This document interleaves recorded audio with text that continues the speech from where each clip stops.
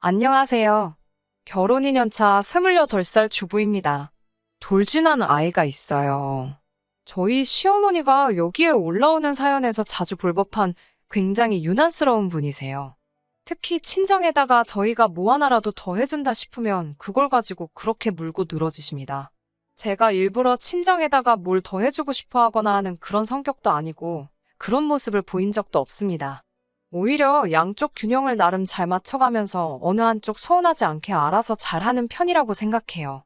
그런데 제가 경제권을 가지고 있다는 이유 하나만으로 시어머니께서는 제가 무조건 친정에다가 조그만 거라도 하나씩 더 해주고 있을 것이라고 생각하십니다. 처음 시어머니가 제가 경제권을 가지고 있다는 이유로 친정에 더 잘하고 있다는 듯이 말을 꺼내셨을 적에는 알게 모르게 스트레스에 시달려야 했어요. 저는 한쪽에만 치우칠 생각이 없는데 시어머니께서 저를 얌체 같은 며느리로 생각한다고 생각하니 견딜 수가 없었어요.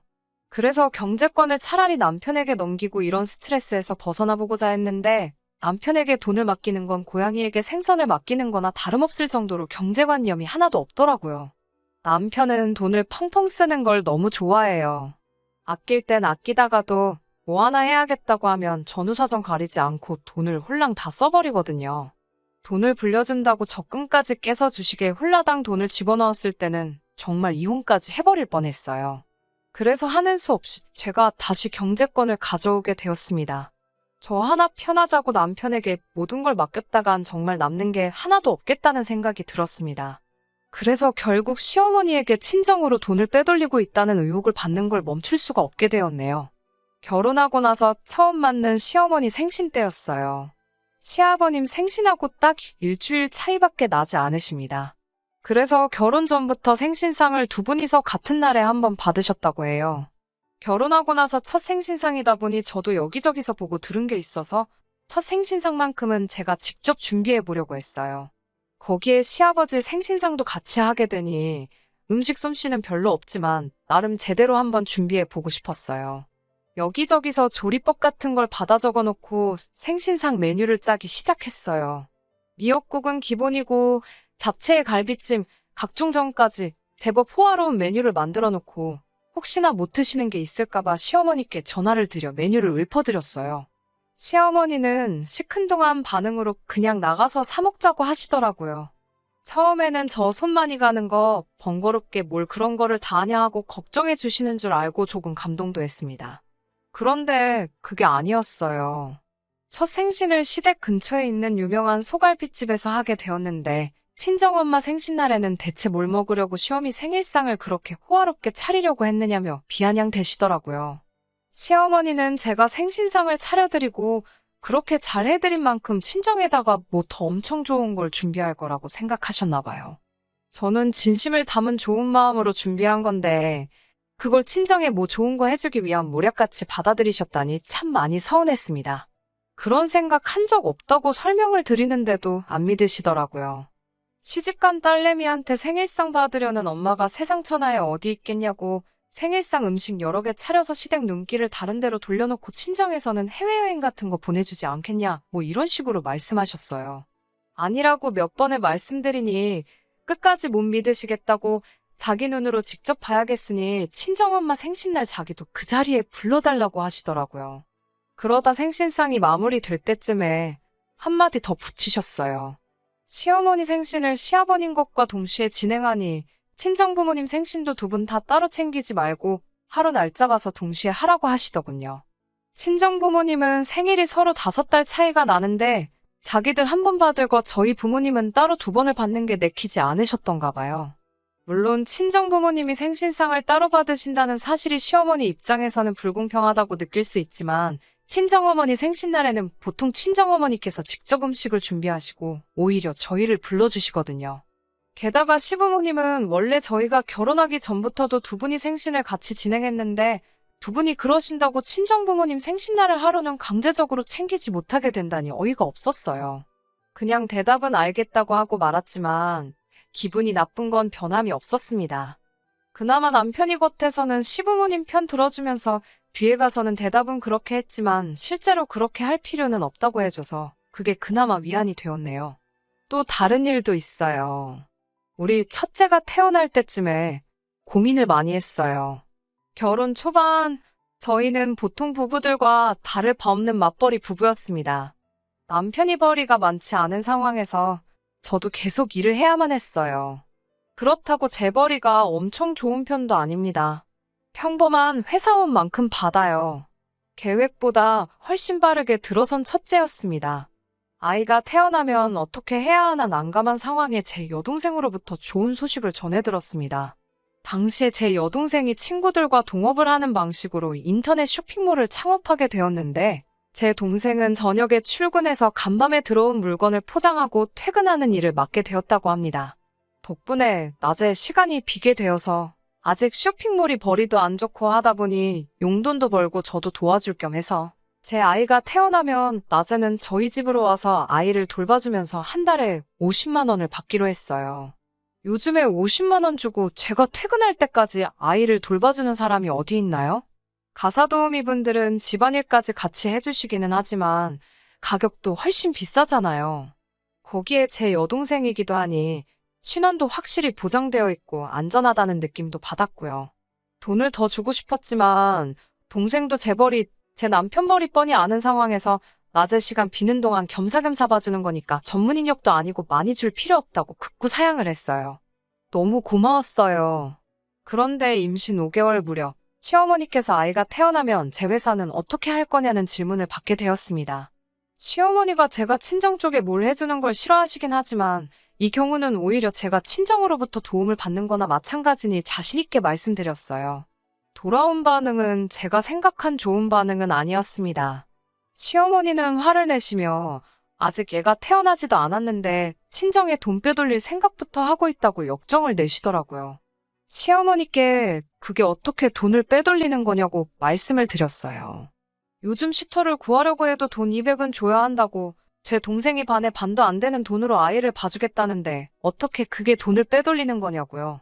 시어머니는 무슨 애 보는데 돈을 200씩을 받냐고 하면서 말도 안 되는 소리 하지 말라 하면서 귀를 아예 닫아버리셨어요.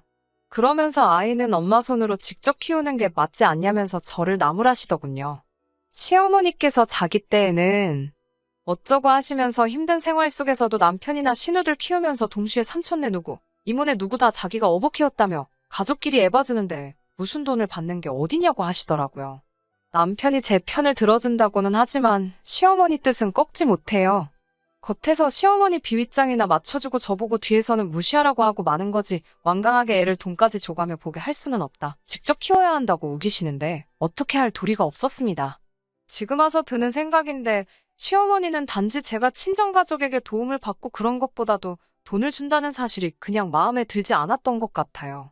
결국 시어머니 뜻을 꺾지 못했습니다. 한참을 옥신각신했지만 막무가내로 안 된다고만 말하는 시어머니를 당해낼 수 없었어요. 예정일이 다가올 때까지 만삭의 몸으로 회사에 다니며 일을 했습니다. 그래도 혹시나 하는 마음에 사직서를 제출하기 전에 육아휴직을 신청하게 되었고요. 아이가 태어나고 3개월 아이를 직접 돌봄에 있어서 회사를 그만두고 육아에 전념하기로 한 결정이 잘했다는 생각이 들었어요. 시어머니 말처럼 돈 얼마를 포기하고 내 자식이 커가는 모습을 직접 두 눈에 담는 게 무조건 나쁜 결정이 아니라는 생각이 들었습니다. 육아휴직 기간이 얼마 남지 않은 어느 날, 저는 회사에 사직서를 제출하게 되었습니다.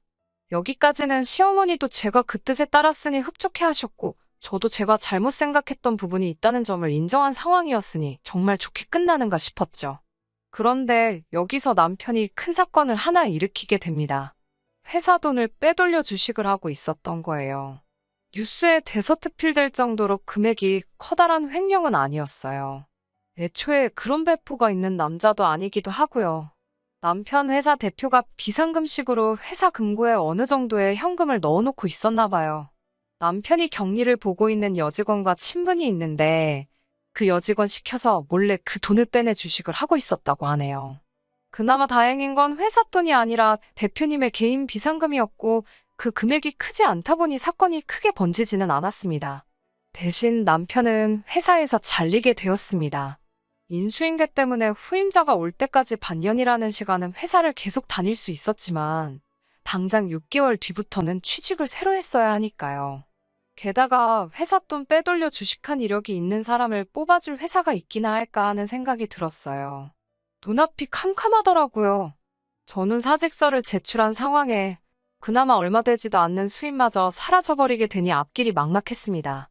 제가 복직을 할 수밖에 없는 상황이 되어버린 거예요.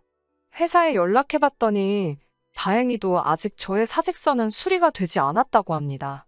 결국 저는 곧바로 동생에게 전화를 걸었어요. 먼저 나서서 도와준다고 할 때 거절한 거 미안하다고 혹시 지금이라도 저를 도와줄 수 있냐고요. 하지만 그때로부터 이미 시간이 한참 지난 시기인지라 여동생은 당장은 자기 일하는 시간을 조정하기 힘들 것 같다고 하더라고요. 사실 따지고 보면 아무리 시어머니 때문이라지만 제가 제 스스로 굴러들어온 복을 차버린 거나 마찬가지인데 상황이 여의치 않다는 여동생을 원망할 수 없는 노릇이었죠.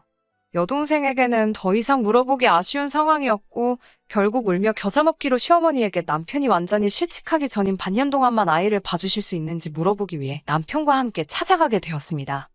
시어머니는 남편이 잘리게 되었다는 사실을 듣자마자 저한테 그 잘못을 물으시더라고요. 제가 집에서 애 키우면서 남편한테 얼마나 돈돈거리며 구박을 했으면 남의 물건에는 손 한 번 댄 적 없이 자라온 남편이 회사 돈을 끌어들여서 주식까지 했겠냐면서요. 어이가 없었습니다. 제가 아이 키우게 되면서 돈 이야기 한 번도 한 적 없고 아무리 직장 동료라지만 남편이 현금을 꺼내달라고 그냥 그 돈을 아무런 의심도 없이 주는 회사 시스템이 문제가 아닌가요? 남편 혼자 외벌이 하게 되면서 남편 혼자 쓰는 용돈이 줄게 되면서 어떻게 자기 쓸 돈 좀 더 벌어보고자 어처구니 없는 사건을 일으킨 걸 가지고 제가 남편을 벼랑 끝으로 몰아서 그렇게 만들었다는 말을 하니 할 말도 없더라고요. 남편도 제 눈치 보면서 어쩔 줄 몰라 하고 있고요. 더 상대해봐야 저만 이상한 사람 되는 것 같고 애초에 시어머니를 찾아온 이유도 따로 있었으니 시어머니 반응은 무시하고 이번엔 저도 강경하게 나가기로 했습니다. 시어머니 때문에 제 여동생이 이제는 아이를 돌봐줄 수 없는 상황이다. 하지만 상황이 이러니 저도 당분간은 복직을 해야겠고 사직서 수리가 되기 전에 빨리 결정이 되었으면 좋겠다. 이렇게 된 것엔 시어머니의 책임도 있으니 남편이 회사를 나갈 동안까지는 시어머니께서 아이를 돌봐주셨으면 좋겠다. 라고 단도직입적으로 찾아온 이유를 간결하게 설명해 말씀드렸습니다. 시어머니는 의외로 순순히 아이를 봐주겠다고 대답하셨습니다. 하지만 조건을 하나 붙이시더군요. 아이를 돌봐주는 대가로 달에 200만 원을 달라고 하시더라고요. 다른 사람도 아니고 제 동생이 50만 원의 아이를 봐주겠다고 할 때는 가족끼리 무슨 돈이냐고 말하시던 분께서 그 금액을 요구하니 어이가 없더라고요. 제가 버는 월급이 딱 그 정도 됩니다. 시어머니 돈을 주기 위해 제가 회사에 나가는 거나 마찬가지가 되는 거잖아요. 저는 그렇게 할 수는 없다고 애초에 제 동생이 50만 원에 봐준다고 했었으니 시어머니에게도 50만 원 이상은 드릴 수 없다고 못을 박았어요. 시어머니는 자기가 키워온 애가 신우랑 남편부터 해서 몇 명인 줄 아냐고 화를 내시더군요.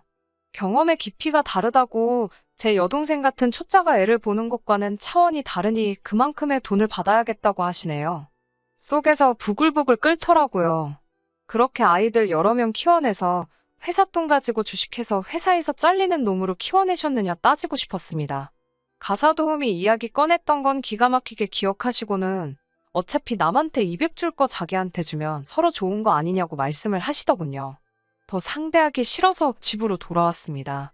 남편은 기가 죽어서 찍소리도 못하더군요. 너는 앞으로 내가 시키는 대로 해 라고 하니까 알겠다고 시키는 대로 다 하겠다고 하더라고요. 그 길로 저는 남편 회사를 그만두게 만들었습니다. 저는 다시 복직 신청이 접수돼 회사에 나가게 되었고요. 제가 출근하는 날 남편에게 아이를 딸려서 시어머니 집으로 보냈습니다. 남편이 아이와 함께 시댁에 도착하자 시어머니가 저에게 이게 무슨 일인지 바로 전화를 하시더라고요. 저는 전화로 시어머니께 똑부러지게 대답했어요. 가만 생각해보니까 저도 어머님 애를 한 푼도 받지 않고 키워주고 있는 거나 마찬가지 아니냐고. 그런데 가만 보니 애가 덜 자란 것 같아서 어머님께 돌려드린 거라고요. 제가 어머님 애를 계속 키워주기를 원하면 저한테 다달이 200만 원씩 주셔야 한다고요. 그동안은 그나마 지가 벌어서 저에게 가져다 줬는데 이젠 그걸 못하게 되었으니 차마 어머님한테는 돈을 받을 수가 없어서 돌려드린 거라고요. 어머님이 데리고 계시다가 다시 제 앞가림 할 수 있는 어른이 되면 돌려주세요. 그게 싫으시면 어머님이 저한테 달달이 돈을 보내주시던가요. 하고 전화를 끊었습니다. 그날 남편 말로는 시어머니 하루 종일 뒷목 잡고 자기한테 화풀이를 하셨다고 하던데, 시어머니도 고집이 대단하시네요. 저와 어떻게든 풀어보려고 하지 않으시고, 끝끝내 남편 집으로 돌려보내지 않으시고, 몇 주째 이렇게 버티고 있습니다. 처음에는 저도 이만 져줄까 생각을 하다가 오기가 생겨서 그러지 않았어요. 몇 주째 이러고 있으니 이제 와서는 이게 더 나은 삶인가 하는 생각도 드네요. 남편이라고 정말 사고만 쳐대는 거 옆에 없으면 허전할 줄 알았는데 오히려 마음이 더 편하기만 하고요. 이러다 정말 이혼해버리는 거 아닌가 모르겠어요. 시어머니와의 관계를 생각하기 전에 남편과의 관계부터 먼저 생각해봐야겠네요. 이제와 생각해보니 남의 돈으로 아무렇지도 않게 주식을 했다는 것부터가 충분히 이혼 사유가 될 만한 일 아닐까 싶어요. 혼자서 천천히 지내보면서 저도 마음 정리를 좀 해야 할 것 같네요. 끝까지 들어주셔서 감사합니다. 오늘의 사연은 여기까지입니다. 구독과 좋아요, 알람 설정 부탁드리고 더 좋은 사연으로 다시 찾아뵙겠습니다. 감사합니다.